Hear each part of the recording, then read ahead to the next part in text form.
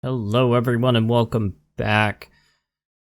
Wow, it has been a couple of weeks since I've recorded a video on here. It's been quite a while, and I'm still not sure what's going to happen to the server. I have a feeling it may not last much longer. But let's go ahead and get the news for the server out of the way. So Chaotic has had some computer issues recently, which I don't think I've mentioned in a video. I mean, he always has issues, but this is a particularly bad one where there's like something wrong with the USB chipset on his motherboard, I think. Because his USB devices act sporadically, and he cannot reliably record Minecraft anymore, so he's not going to be doing any more Minecraft videos for at least a couple months. In fact, I don't think he even has any plans to play on here. Which is fine by me, because it means I can shut down my other computer, and that's actually kind of important this time of the year, because my room gets really hot with that old computer running. Strangely, it's not so bad during the summer because the main AC of the house is running a lot of the times, but this time of the year, it's pleasant in the rest of the house, so my room tends to just be scorching hot. And no, I can't leave my door open because we've got a stupid Jack Russell Terrier. Oh, that dog causes so many headaches. Okay, so over here I've started setting up something that I want to mess around with. It's an idea I've had for a while, and tested a bit in creative. Before that, though, I wanted to go over something with gems. I made a video recently explaining some of the new stuff with the tools, like the new statistics, which, of course, this is all 0 because it's a recent addition. And something else I did that I didn't mention in the last video is I changed the NBT setup for these tools. So these tools use NBT to save how you've decorated them. So you can see this pickaxe has like some different parts on the head. That's stored in NBT, which parts to use for different areas of the tool. I changed the NBT, but it's not going to break compatibility because it automatically updates when you log in. The only catch to that is the item has to be in your inventory for it to update. So if I were to open this bag of holding and look at my trusty old pickaxe, you'll see it looks like it's not been customized at all. Actually, the little bit on the rod looks kind of odd. Huh. Oh, that must be because of the dyeing from... I can't even remember what mod added that. But if you see the blue message like this on your tools, where it's telling you not to panic, do what your tool tells you to do. Just calmly take it out of whatever inventory it's in, place it in your main inventory, log out of your world, join it again. And this applies to both single player and multiplayer. Come on, server, you can do it. I believe in you. And there we go, it's restored the customization. So again, if your tools say, don't panic, just calmly follow their instructions and everything will be okay. Your tool will be restored to how it was before. Okay, so I was actually wondering... Yeah, I guess these Funky Locomotion things just break really easily, which is a bit unfortunate. Okay, I'm gonna go ahead and swap out my drill for this pickaxe so I stop breaking the dirt here. So this is another little island I created. I just made a tier 1 shard of lapida. It's kind of interesting how it's much taller and pointier than the other one over there. Don't know why that is. So these blocks here are the frame boosters. They are relatively new. If you attach these to a pusher, puller, or slider, I think it'll work on all 3 of those. It will increase how fast they move, but they each require power just like the other blocks do. So this setup will use 3 times as much power as if it was just the slider blocks, but it'll move much faster. So what's the ideal here? basically, you could have a bunch of teleporters on a frame machine and move it, and these are going to be redstone teleporters, so you could just move the frame, and it will swap out what teleporter is right here. So you can activate the teleporter from the same spot. If you were just using these the conventional way, where you right-click on them, this probably doesn't make any sense to do. But I've got other plans for this. So let's see, we need to go ahead and hook this up to power so I can use a Tesseract. And I've already got this configured to grab energy from my main network here. Okay, and the other Tesseract is just right here. I'm kind of tempted to go ahead and break my rule about using kinesis pipes, but no, I'll keep doing it for now. At least I should have kinesis pipes laying around. Alright, I don't know if I really need the plugs. Actually, I'm going to need to move this back one block, aren't I?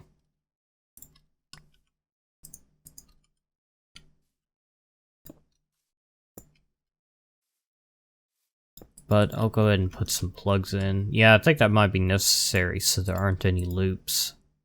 Not there.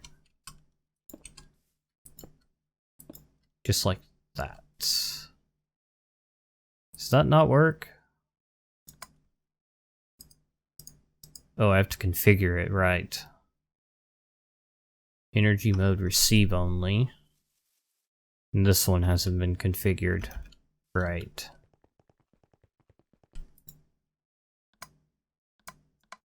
Send energy. Okay. So the kinesis pipes, definitely not the best way to transfer energy. There's a bit of a bottleneck here, which I could solve by adding another emerald pipe. But this will be okay. So now, I don't have any wood. Don't have any kind of auto request system. I could make the ME wireless,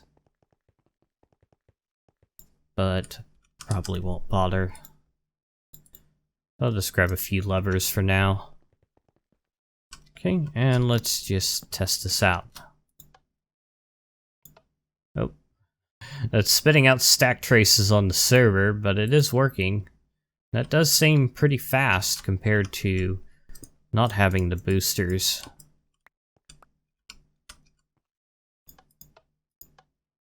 At least I think it is. Maybe I've got the boosters configured incorrectly. Nope. That's definitely a lot slower.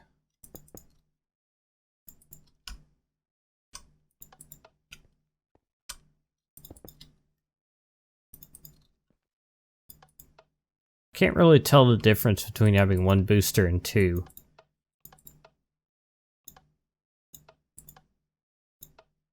Yeah. Not a big deal. And of course these teleporters could be covered up like that. That would be just fine. So I could make this computer controlled. I don't know if I'll actually want to do that or not.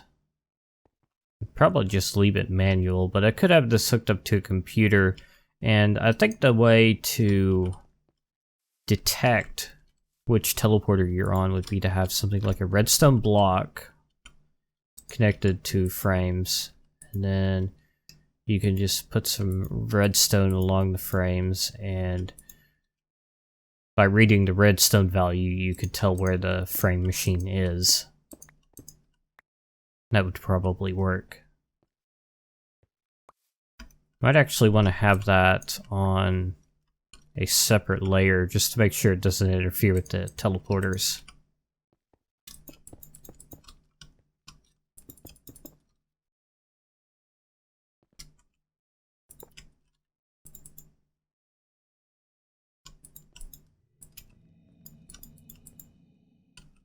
So something like that. That should work just fine. Or maybe not. Okay, what's your problem? Do you not like to move redstone blocks?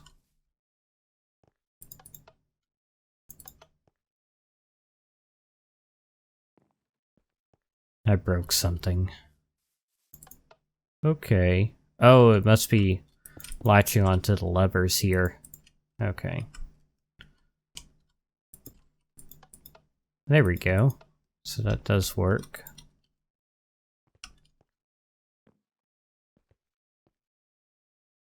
And again, we can read the redstone values to tell where it is, so we know how many pulses we need to apply to the sliders to get it to whichever teleporter we want. And I also don't want these faces connecting to anything. Oh, where'd that piece of redstone come from? Oh, okay, yeah, it's not connecting to that block.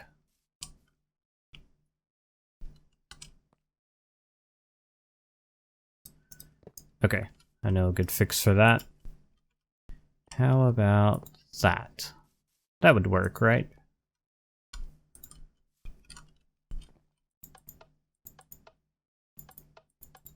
Okay, I think I'm gonna work a bit on this on my own. I think I will go ahead and just make a simple computer program to control this. Several days later. Alright, so it's been a few days, but I've got the program working. It's not especially pretty, it just has some very basic text output, and you control it by pressing a key, basically giving it a hexadecimal digit to switch it between one of 16 possible positions. I'm not going to have that many teleporters, and my track here isn't actually that long. You see the redstone only goes down to power 2 over here, which I think that's 12. So if I press C, that should move it to position 12. Yeah, the last one. And I could do something like 9.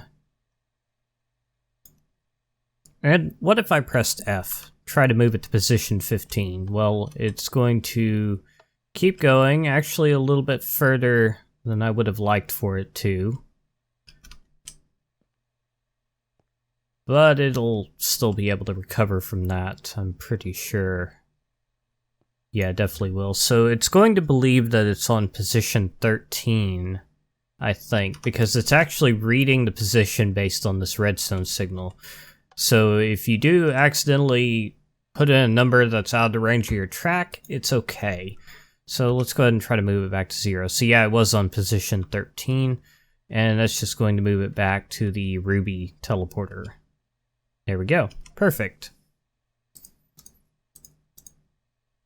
Alright, and I'm just gonna make some more different colored teleporters here really quickly.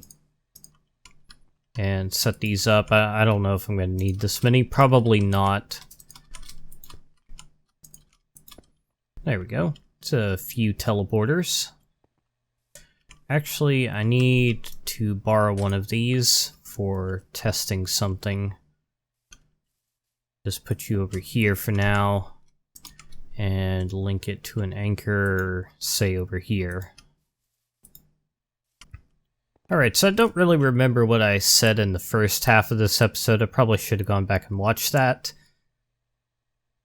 But I'm thinking this server is going to end pretty soon. I don't think I'm going to do too much else on here, which is kind of sad. There's so much stuff that just never got finished here.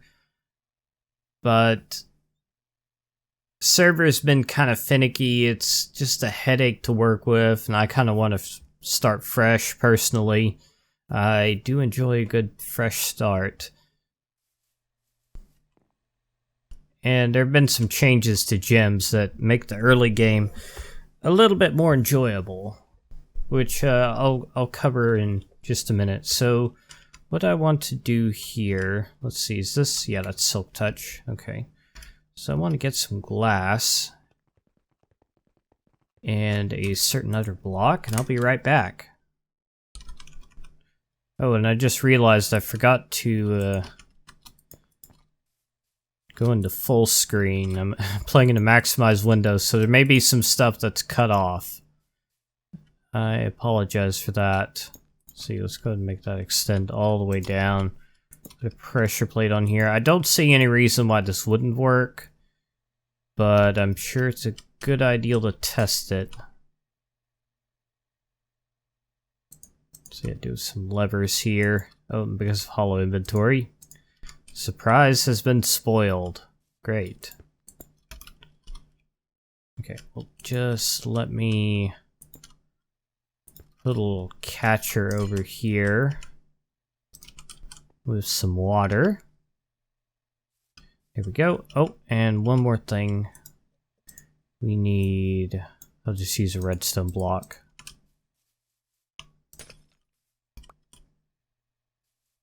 Right there should work.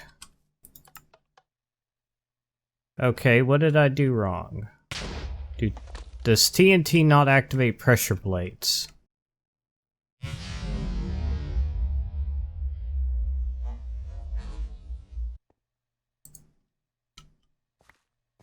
Okay, well we can work with that. That did a lot of damage. Let me get a little bit more dirt. Well, nice. It's nice to know the teleporters can withstand a single block of TNT. I wasn't sure if they were that tough or not. Oh, right. I'll just deal with the slime.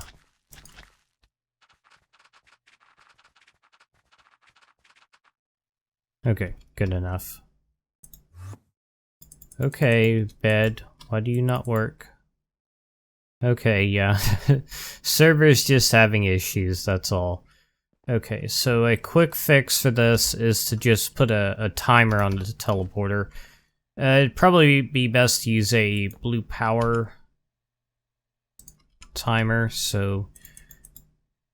I mean, something like this would probably just be spamming the server with quite a lot of entity searches, but it'll do for now. Wait. Oh, right that. Like that. Okay, well part of my problem appears to be I did not make a redstone teleporter for some reason. Ah, okay, so that's just a mistake on my part. Okay, let's try this once more. This time using the correct kind of teleporter. I need to change the textures for the teleporter so you can tell them apart. Okay, and I'll go ahead and just leave a timer here just in case. Okay, TNT teleportation, attempt number 2, destination set. It is a redstone teleporter, pressure plate on top. Let's go. No TNT. Let's try that again. Yes, it works. Perfect. So, teleporter track, plus the ability to teleport TNT, means remote bombing of whatever structure we can link a teleporter over. And of course, since you can remove the anchors or teleporters after you've linked them, we can just put one up in the sky and start dropping TNT wherever we want. In other words, I'm going to be destroying the server. I will, of course, make a backup and probably put that up as a download before I do so. Assuming the world's not too terribly large. My Dropbox is a little bit full. But I guess I can find some other place to put it. Alright, so I could, for example... I want to move that anchor back one.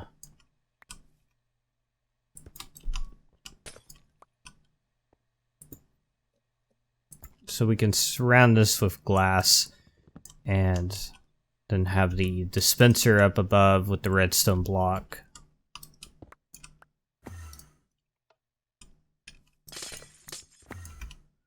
Teleporters are fun. If a glass block falls on that pressure plate, it's going to teleport me as well.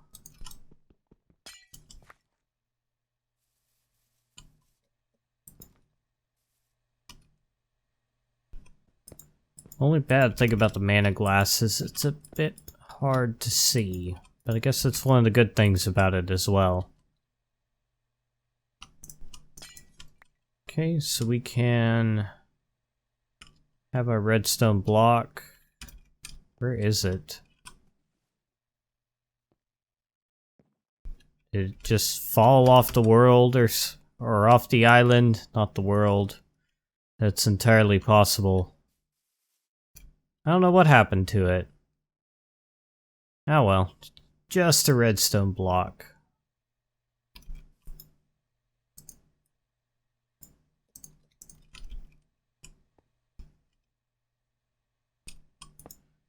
So like that, and I'm not gonna load that. That would be ill-advised. We get our pressure plate there.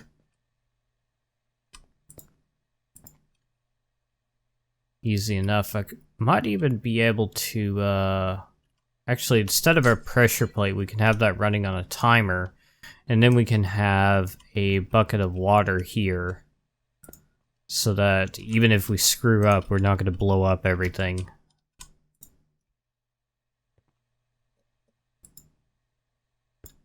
There we go. And then again, we could just have the teleporter running off of a timer. And that should work. And I do have the program backed up on my hard drive just in case something does go horribly wrong here.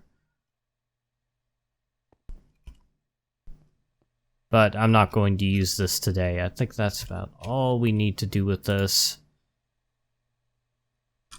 Let's see. I think it would be easiest to set it up if I had it extended this way, so I could access all the teleporters a bit more easily. So we'll go ahead and do that. Oh, I actually need to go a bit further. Okay, there we go. So then I can just link these teleporters to different places I want to blow up. And then we can do that next episode for a finale, I suppose. So we'll talk about that more later. Back to Silent Gems. It's a mod I've been working on a lot recently. And it's come quite a ways since this world began. This world began around the beginnings of the 1.3 beta. That sounded really awkward. So if we scroll to the third page here, and even a bit of the second, we can see the armor is just scattered all over the place in no particular order, so you can tell the armor was added after this world was created. So yeah, it's been a little while. New since I played on this world, we've got flint tools, which are nice early game tools. They're same mining level as stone, more durability, slightly higher mining speed. And two other interesting items here. This is an iron tipped upgrade, which you can apply to any pickaxe from this mod. And, well, not pickaxes, any tool. And for mining tools, it will increase their level to that of an iron pickaxe. So you can completely skip vanilla tools or tools from other mods. You could just use tools from gems if you wanted to. And then we've also got the diamond tipped upgrade, which, as you would expect, raises the mining level to that of a diamond pickaxe, and both also increase the durability a little bit. New in this version, and still very much a work in progress, since I've added some early game tools, I'm working on some late game tools. These are made out of the crystallized chaos essence that was added a little while back, and I did change the texture a little bit. These are fairly expensive. They require the nether shards, which require a nether star. So you can make 6 pieces of the stuff from a single nether star. So 1 nether star would get you at least 2 tools. So it's not terribly expensive, but you will need a nether star to make these. So my plan is to give these tools their own unique abilities. Currently, the only one is the no mining speed penalty when you're flying. So normally, let me see if I have a shovel available. Okay, well, you don't have your MBT correct, but that'll be okay. So normally, you see I can mine dirt pretty fast with this shovel. But if I were to fly, that speed gets cut by, I think it gets cut down to 1/5 of what it would normally be. So you mine much slower. So with the new Chaos tools, that is not the case. You'll be able to mine at the same speed you would as if you were on the ground. And currently they've got a much higher durability than any other tool. I'm not sure if that's the way I'm going to do it or not. I also had the ideal to make them less durable so that you need to either repair them more often or give them some kind of upgrade to automatically repair them, maybe mending. And I have some other ideals as well. But if you do have any ideals as to what could make these tools stand apart, let me know. I do have some rough ideals for the sword, but it's probably going to be pretty difficult to do, so I'll just have to mess around with that on my own time. One more thing, I managed to fix the tool rendering on Open Computer's robots. This is something that I had reported to the mod author of Open Computers, but I think it was because I made the mistake of saying it also happens with Tinker's Construct tools. He fixed it for Tinker's Construct, but not for my mods. So I ended up borrowing some rendering code from Tinker's Construct, and that makes them render correctly in robots. Unfortunately, that also removed the enchanted glow effect, so I'm going to have to look into fixing that. You can see this pickaxe does not glow. It's just kind of, it looks like a fairly normal pickaxe. Oh, yeah, and I made a diamond upgrade to put on that, so you could see that bumps up the durability quite a bit.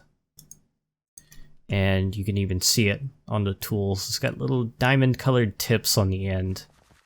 And you could put that on any tool. You could put it on a flint tool if you wanted to. And these upgrades will not lower the mining level. Okay, I think that's about all there is to say here.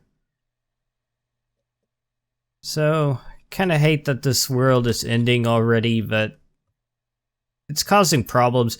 Chaotic cannot even record on here anymore. I think I mentioned that. He seems to be able to record some mod packs, but not all, or I don't know. He may not have tried enough to really verify that, but he tried some other mod pack and was able to make a proper video on it.